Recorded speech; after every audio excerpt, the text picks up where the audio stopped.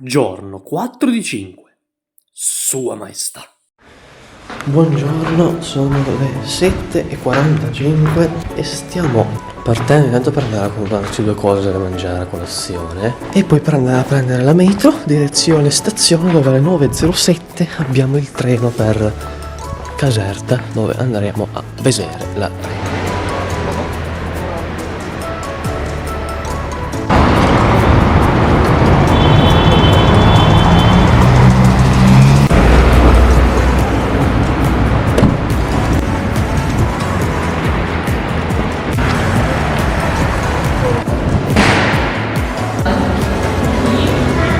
Siamo con netto anticipo, in stazione centrale sono le 8:30, quindi tutto il tempo del mondo.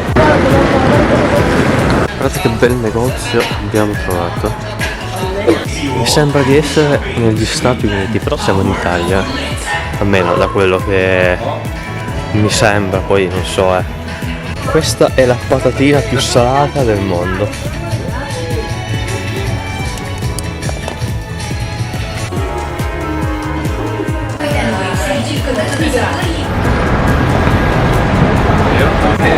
Il treno parte dal binario numero 12, che adesso dobbiamo cercare, ma abbiamo tutto il tempo del mondo.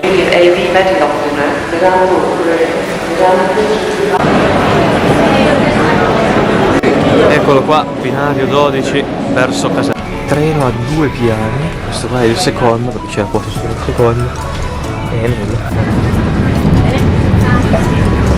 Siamo arrivati, la reggia è già lì. Vedete, adesso dobbiamo passare di là dove c'è l'ingresso, poi c'è la rete tutta, lì c'è il giardino all'italiana, dietro il giardino anche all'inglese.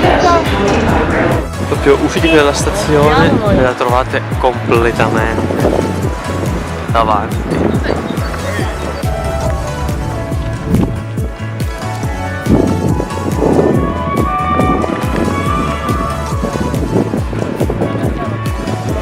Chi ha l'Artecard deve tecnicamente andare all'infopoint dove dovrebbero darti biglietti. Entrate dove non c'è fila, andate all'infopoint, fate fila all'infopoint e vi danno i biglietti. Andiamo a fare prima i giardini reali e inglesi perché chiudono prima e poi alla fine gli appartamenti. C'è anche una navetta per visitare i giardini. Costano 18 euro i biglietti appartamenti più parco e giardino, e poi ci sono anche altri vari tipi di biglietti tipo solo appartamenti che costano 6 euro, oppure sono anche, vi lascio comunque il link in descrizione, dei parchi. Comunque adesso entriamo, gli orari chiudono alle 2:30 il parco inglese e alle 3:30 il parco reale, alle 6 gli appartamenti, mentre gli altri sono aperti un po' più a lungo. Minorenni, forse dell'ordine, dipendenti del Ministero della Cultura entrano gratis. La reggia di Caserta, dichiarata patrimonio dell'umanità dall'UNESCO nel 1997, è la residenza reale più grande al mondo per volume e rappresenta uno dei massimi capolavori del barocco italiano e del neoclassicismo. Fu fondata nel 1752 per volere di re Carlo di Borbone, che desiderava una capitale amministrativa lontana dal mare per essere meno vulnerabile agli attacchi navali, che potesse competere in bellezza e prestigio con la reggia di Versailles. Il progetto fu affidato a Luigi Vanvitelli, che pose la prima pietra il 20 gennaio del 1752. Quando Carlo lasciò Napoli per diventare re di Spagna nel 1759, i lavori rallentarono. Alla morte di Luigi Vanvitelli nel 1773, il cantiere fu portato avanti dal figlio Carlo Vanvitelli e completato solamente nel 1845. Il palazzo si distingue per la sua mola imponente e per la razionalità geometrica della pianta. La pianta è rettangolare, 247 x 184 metri, e si articola su 4 grandi cortili interni. Dispone di 1200 stanze, 1742 finestre e 34 scalinate.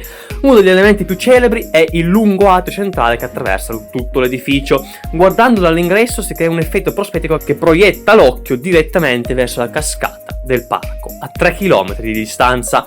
Lo scalone d'onore è invece un'opera monumentale con 116 scalini scavati in un unico blocco di marmo, sorvegliato da 2 leoni in pietra. Il parco si estende per 120 ettari ed è diviso in 2 parti principali: il giardino italiana, caratterizzato da ampi viali e dalla via dell'acqua, una serie di fontane monumentali ispirate alla mitologia come la fontana di Diana e Atteone, alimentate dall'acquedotto Carolino, un'opera ingegneristica lunga 38 km che attraversa le valli su imponenti ponti.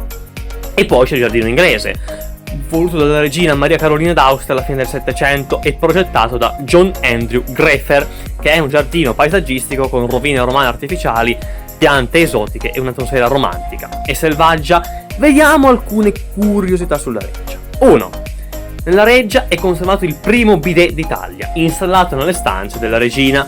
Quando i Savoia fecero l'inventario dopo l'Unità d'Italia, non conoscendone l'uso, lo definirono come un oggetto a forma di chitarra. 2.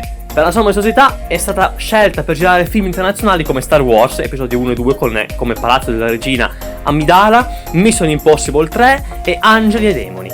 3. Nonostante i Borbone fossero ricchissimi, rivestire una struttura del genere con marmo vero sarebbe stato proibitivo anche per loro, e allora Vanvitelli utilizzò una tecnica di stuccatura chiamata scagliola, una miscela di gesso, pigmenti e colle che, una volta lucidata, è indistinguibile dal marmo vero.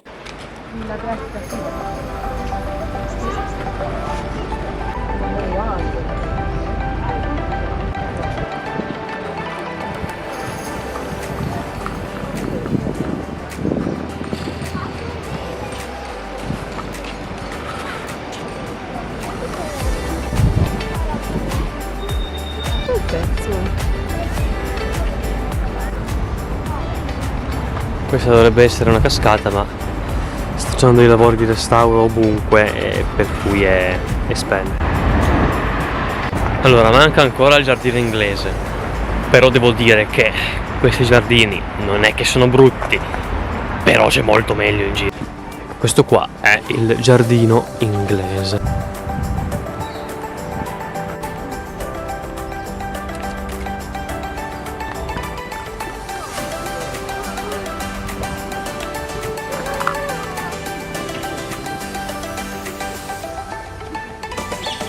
Qui ci sono un bel po' di alberi particolari. Beh, sinceramente gli alberi non è che facciano impazzire, però per gli appassionati di alberi devo dire che non è male.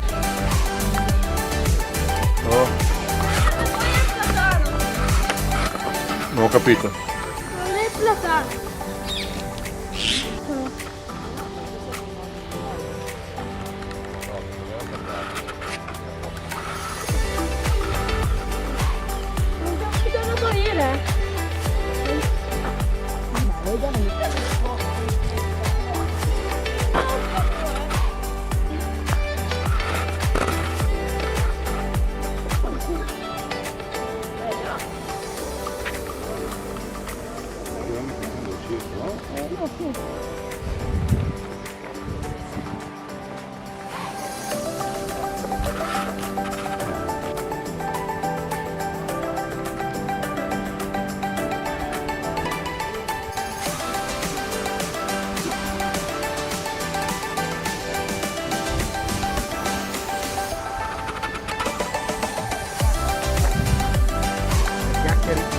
Mentre stavamo chiacchierando.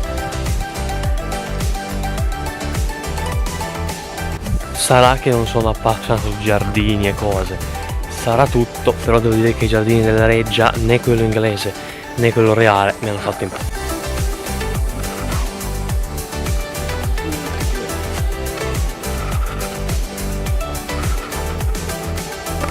C'è un po' di gizza anche alla reggia di Caserta.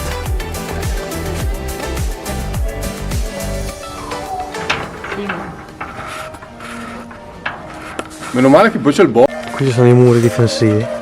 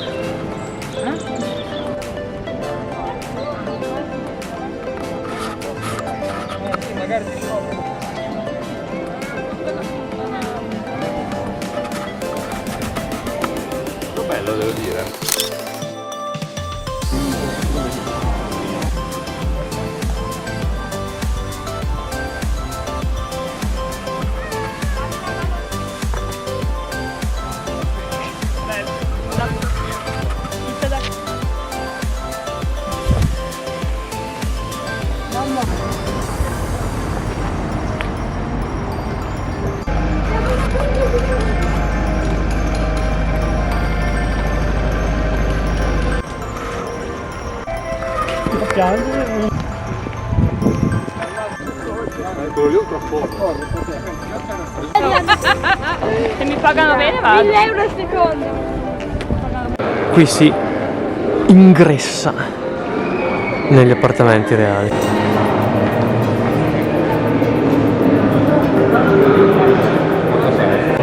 Questi scalini qua sono un pezzo unico di marmo.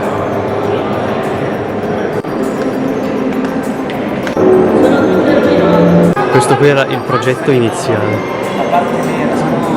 Questa è la Real Cappella Palatina, che venne inaugurata nella notte di Natale del 1784 ed è una copia di quella della Reggia di Versailles. Il pavimento è stato realizzato con marmi e purtroppo i bombardamenti del 43, che colpirono anche la Reggia, hanno causato danni ancora visibili sulle colonne.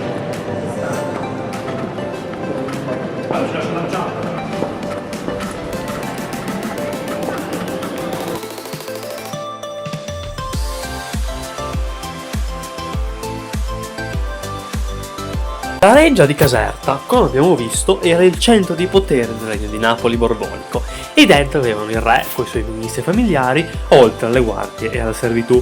Ma cosa si faceva lì? La Reggia serviva a impressionare. Nelle sale di rappresentanza il re riceveva ambasciatori e delegazioni straniere.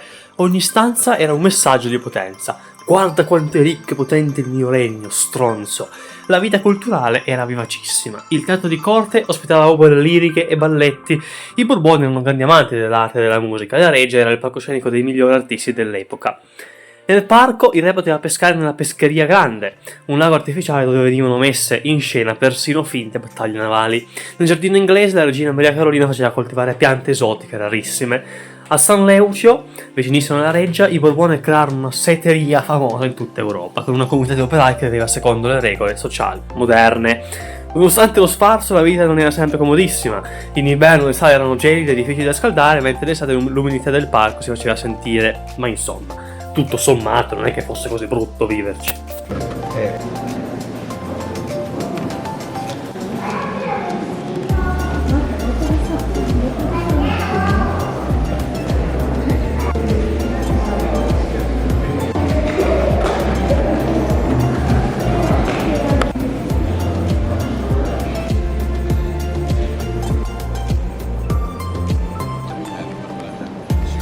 Queste che stiamo passando sono le grandi sale di rappresentanza che costituivano il percorso cerimoniale che portava verso il cuore del potere, progettate per impressionare e accogliere le guardie del re. Sono 5 e le principali sono la sala degli alabardieri, la prima delle 5 che venne progettata da Luigi Vanvitelli e completata dal figlio Carlo, che ospitava lo schieramento di 100 alabardieri, cioè le entrate delle guardie del corpo.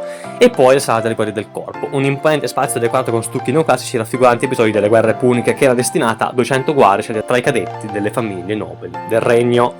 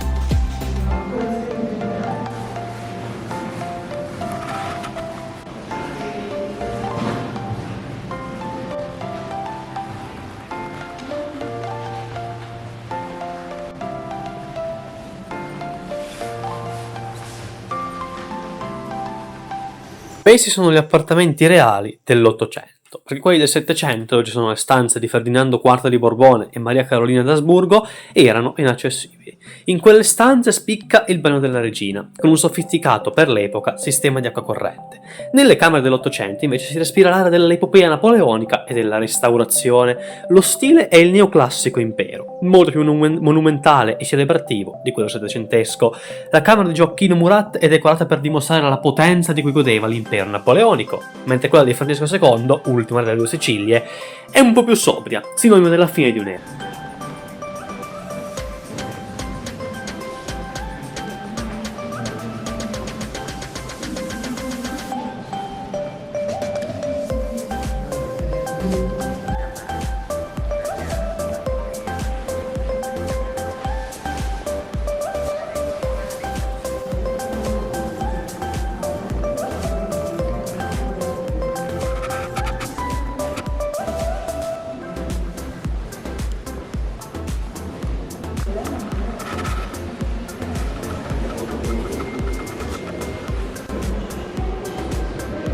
Queste sono le 4 sale delle stagioni, situate nell'area del palazzo che Vanvitelli aveva destinato al principe.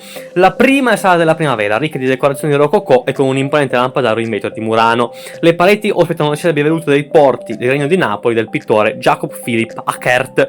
Poi c'è la sala dell'estate, utilizzata inizialmente come sala delle udienze da Ferdinando IV. L'elemento più incredibile qui è il tavolo centrale, con interno in legno pietrificato creato dal naturalista Girolamo Sagato, con un processo di pietrificazione tuttora misterioso. Poi c'è la sala dell'autunno, più tardi usata come sala da pranzo pubblica, che conserva vasi in porcellana di Capodimonte e un affresco dedicato all'incontro tra Bacco e Arianna. Un dettaglio curioso è il calapranzo, antenato del Montacari, che collegava la sala alle cucine sottostanti. Infine vi è la sala dell'inverno, che fungeva da spogliatoio per il re. Ospita un tavolo in pietre dure e affreschi che raffigurano il mito di Borea che rapisce Orizia.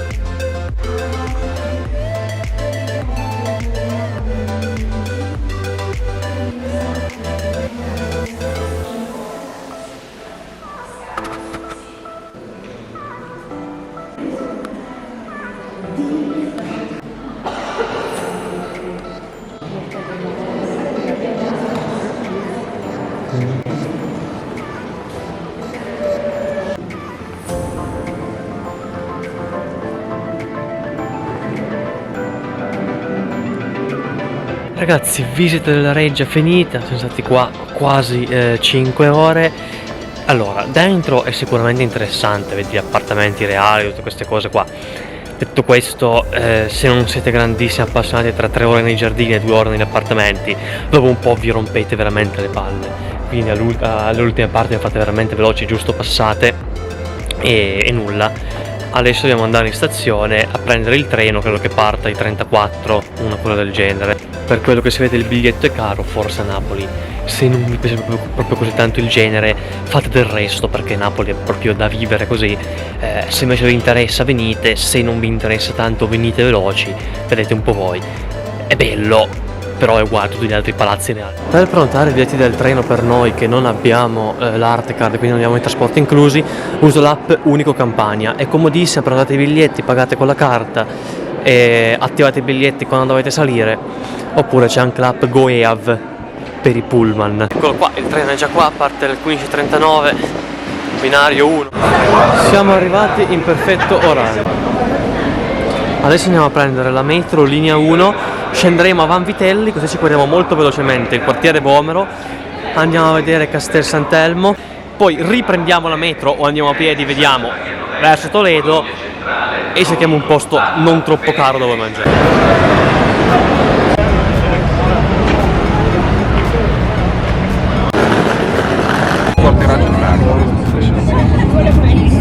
Siamo riusciti a scendere, ma sopra c'è un casino.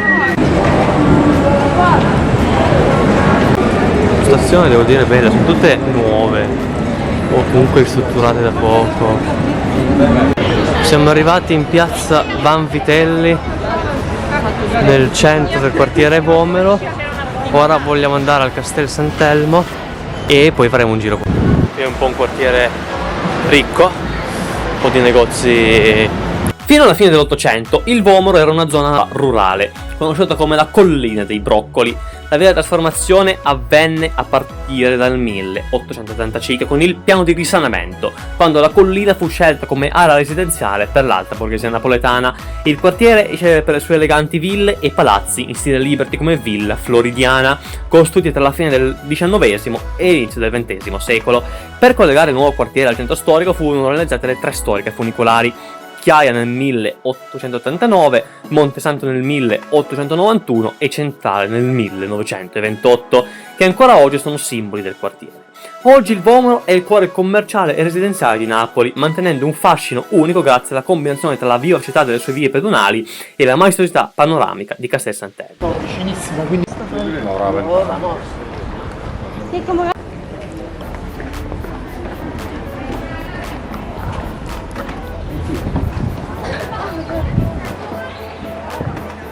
L'ingresso al castello dipende se volete vedere anche il Museo del Novecento, lì costa 5 euro, è gratis per gli under 18, con l'Arte Card costa la metà, quindi 2,50 euro, se invece volete fare solo il castello costa 2,50 euro, quindi con l'Arte Card ridotto 1,25 euro, se è uno dei 2 ingressi è gratis, ma insomma gli ingressi usateli per cose un po' più care. È aperto dalle 8:30 alle 19:30, l'ultimo ingresso è un'ora prima, tranne il museo che chiude un po' prima.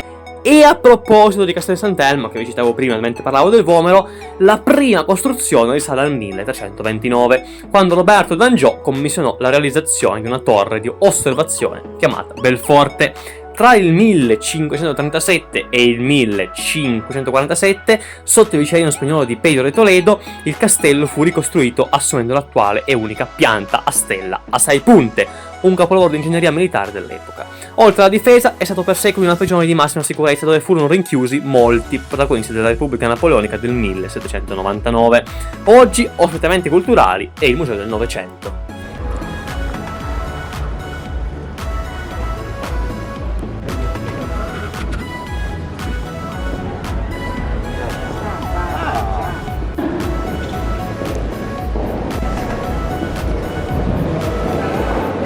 Qui è decisamente tanto alto. Aspetta, fino là. Qui c'è Posillipo, poi c'è Piazza del Plebiscito,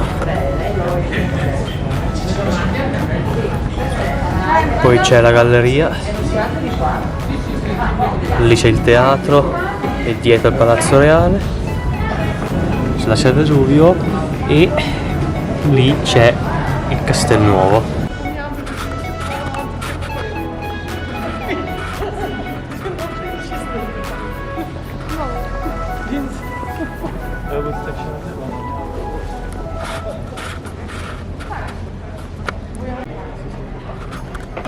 È partito un bel Wizz Air verso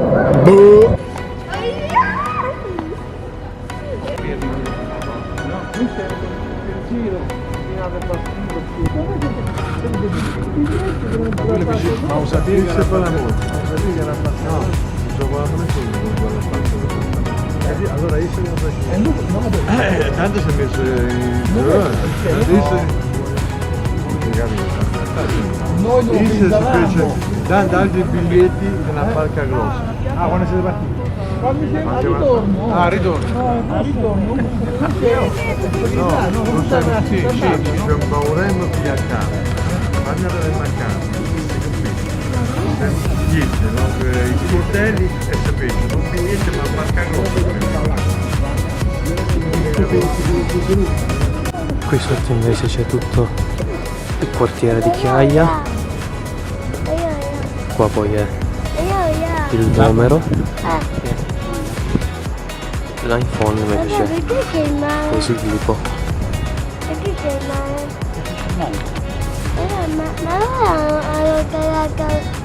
La mia casa. Quella lì è Capri invece. Per quanto riguarda la parte dietro a Posillipo, quindi quella là in fondo, è la costa sorrentina. Qui c'erano le torri di avvistamento di quando svolgeva la funzione difensiva, cioè nel Medioevo.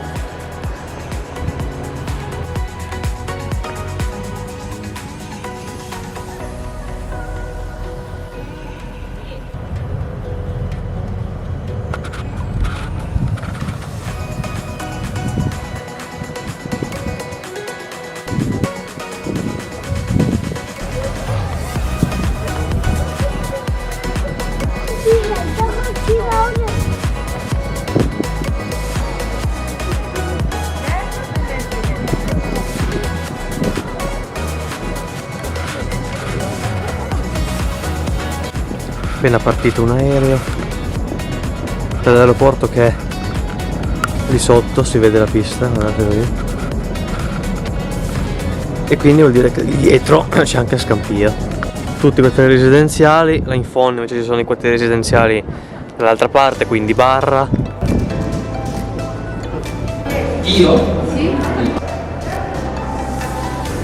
Adesso andiamo a prendere la funicolare centrale, così proviamo anche un mezzo di trasporto nuovo che arriva direttamente proprio in via Toledo, dove poi ci sono un po' di cose da mangiare. Oggi vi voglio parlare di 3 argomenti particolari che mi piace sempre trattare, perché secondo me sono utili, ovvero la politica, l'economia e i trasporti di Napoli. Ma prima però vi parlo un po' dei napoletani, perché a Napoli la cosa più bella non è il Vesuvio e nemmeno il lungomare, quello degli spagnoli, è il calore della sua gente. Se togliete a Napoli la gente, che rende belli i riori di sanità e i quartieri spagnoli, avete tolto il 70% della bellezza di Napoli, che diventerebbe una città qualunque. I napoletani sono calorosi, espansivi, chiassoli, simpatici e molto attaccati alla famiglia e alle tradizioni. La gente di Napoli vive la città in modo intenso e la strada è un po' come un'estensione della casa. Si parla dai balconi, si discute nei bar e si scherza con gli sconosciuti. Il dialetto napoletano non è solo un modo di parlare, ma un'istituzione che rende la città nota in tutto il mondo grazie alla sua ironia e al suo suono. Anche nelle difficoltà il napoletano tende a rispondere con una battuta, raddrizzando la giornata a tutti. Napoli ha conosciuto periodi di grande splendore e momenti molto difficili, crisi economica, disoccupazione, problemi amministrativi, presenza della criminalità organizzata, il colera, di tutto insomma, praticamente era l'India più l'Africa.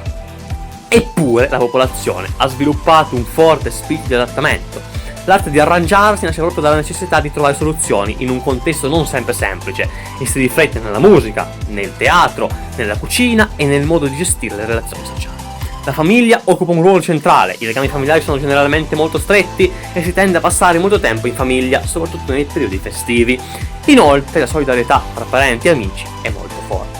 Anche il senso di appartenenza al quartiere è molto profondo, ogni zona ha una sua identità, una sua storia e un proprio modo di vivere la quotidianità. Questa dimensione comunitaria contribuisce a creare un ambiente umano intenso, a volte caotico ma profondamente vivo. In realtà la fila va abbastanza veloce, quindi proviamoci. Sono andato appuntamento alle 9:20 e verremo a mangiare alle 9:20. Andiamo a vedere la famosissima stazione di Toledo. Un altro elemento che unisce i napoletani è il calcio. La passione per il Napoli è molto più di uno sport, è simbolo di orgoglio collettivo. Nei momenti di vittoria l'intera città si trasforma in una festa popolare, con bandiere, cori e celebrazioni che coinvolgono ogni generazione. Il tifo napoletano è probabilmente uno dei più caldi al mondo. tenendo testa brasiliani, scozzesi e inglesi. La religione è un altro punto fondamentale a Napoli e si manifesta in un rapporto confidenziale con il sacro. Non è solo devozione formale, ma un dialogo quotidiano con i santi, a partire da San Gennaro, il cui legame con la città supera i confini della fede per diventare un patto d'amore e protezione.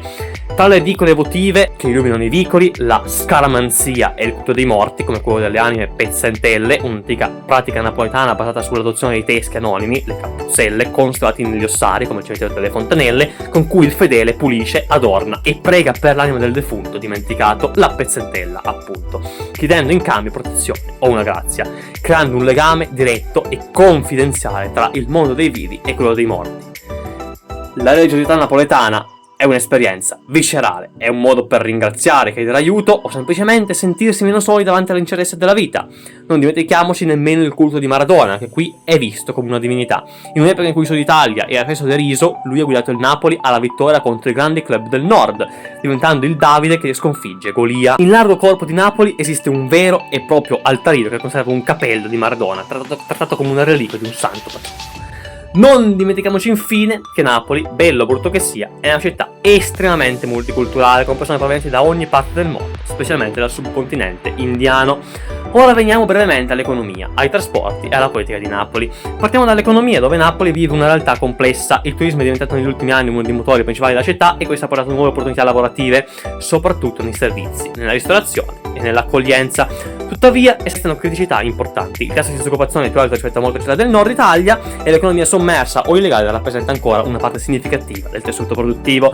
Il porto di Napoli è uno dei più importanti nel Mediterraneo per traffico passeggeri e merci e costituisce un'infrastruttura strategica per il commercio e i collegamenti con le isole del Golfo. L'artigianato persiste, ma nuove start-up stanno iniziando a prendere piede. Per quanto riguarda i trasporti, la città dispone di 3 linee metropolitane principali: la linea 1 che collega Piscinola Scampia alla stazione Garibaldi, attraversando il centro storico, ma sono in corso lavori per ampliare la linea e farla arrivare fino all'aeroporto, che dovrebbe aprire a breve. La linea 2 di Trenitalia collega San Giovanni Barra ai Campi Flegrei, la linea 6 è abbastanza inutile, collega qualche quartiere del centro, ma sono già tutti ben serviti dalla linea 1. Dalle funicolari. Napoli diventa poi una delle reti di funicolari più importanti al mondo. Le 4 linee, Centrale, Chiaia, Montesante e Mergellina, sono piccoli capolavori di fine 800 che ancora oggi trasportano migliaia di persone dal ventre della città alle zone collinari del Vomero e di Posillipo in pochi minuti. La città è servita dall'aeroporto di Capodichino, il quarto più trafficato d'Italia, ed è ben collegata anche sui binari, con collegamenti costanti del nord Italia. Tuttavia il traffico urbano è spesso intenso e il sistema dei trasporti pubblici presenta problemi di puntualità e manutenzione. Anche questo aspetto riflette le contraddizioni della città, grandi potenzialità affiancate da difficoltà organizzative. Dal punto di vista politico-amministrativo, Napoli è una città vivace, con una forte partecipazione popolare. Negli ultimi anni l'attenzione si è concentrata sulla riqualificazione urbana, sulla gestione dei rifiuti, sul miglioramento dei servizi pubblici e sulla lotta alla criminalità organizzata. Le sfide sono molte, ma altrettanto forte è il desiderio del cambiamento e di valorizzazione delle immense risorse culturali e umane della città. Per quanto riguarda l'ideologia, è sbagliato dire che Napoli è più in generale la Campania siano di sinistra. Figure come Vincenzo De Luca e l'attuale presidente campano Roberto Fico non rappresentano esattamente l'ideologia di sinistra del nord. E non dimentichiamo neppure che Napoli fu una delle città più monarchiche d'Italia nel secondo dopoguerra e che negli anni 90 il movimento sociale prese percentuali altissime. E non dimentichiamoci nemmeno che nel 2018 il Movimento 5 Stelle, quindi quello delle origini e non di certo di sinistra, prese a Napoli più del 50% dei voti. Più che di sinistra, nel senso classico, è più corretto dire che Napoli sia anti-establishment, votando figure molto controverse come De Luca o i 5 Stelle.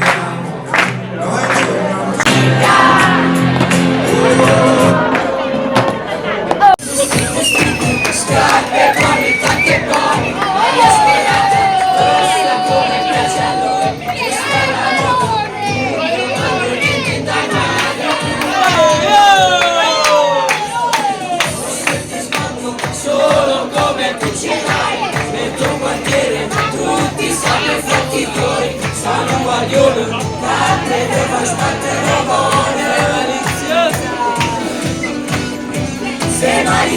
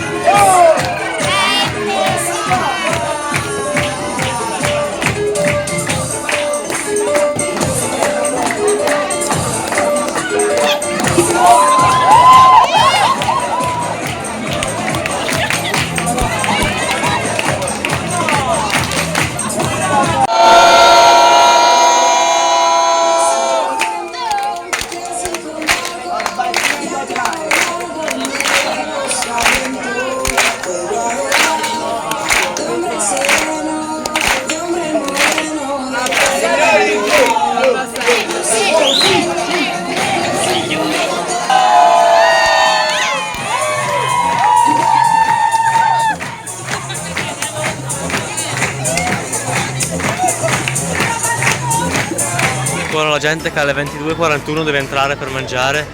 Allora, 17 euro il menù primo più secondo con acqua, 13 euro solo il primo o solo il secondo, poi c'è la roba a parte tipo il dolce e le bevande. Si viene qua principalmente per vedere lo spettacolo che vi ho fatto vedere, anche perché lo spettacolo è molto divertente. Il mangiare è buono perché è buono, ma se volete mangiare bene e veramente bene non è il posto giusto, ma per venire a fare un po' di caciara e a divertirsi sì che è il posto giusto. E in ogni caso io un'organizzazione così tanto perfetta nella mia vita non l'ho ancora mai vista. Dei camerieri che portavano 11 piatti, ma non vuoti, pieni.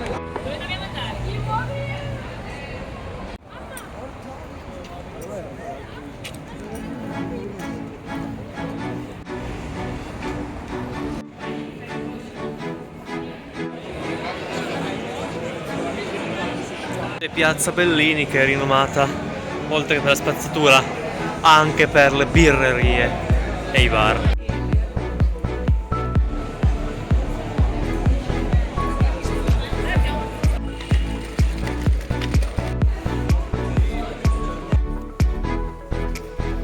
Comunque oggi abbiamo fatto 25 km e 30.500 passi. Ora voi trovatemi qualcuno che in un giorno fa 30.000 passi e 25 km. Posso vantarmi? Sì o no?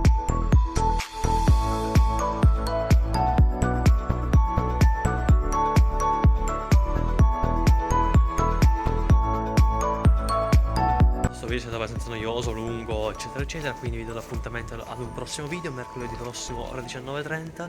Domani sarà il nostro ultimo giorno qui a Napoli. Ciao a tutti da Sì.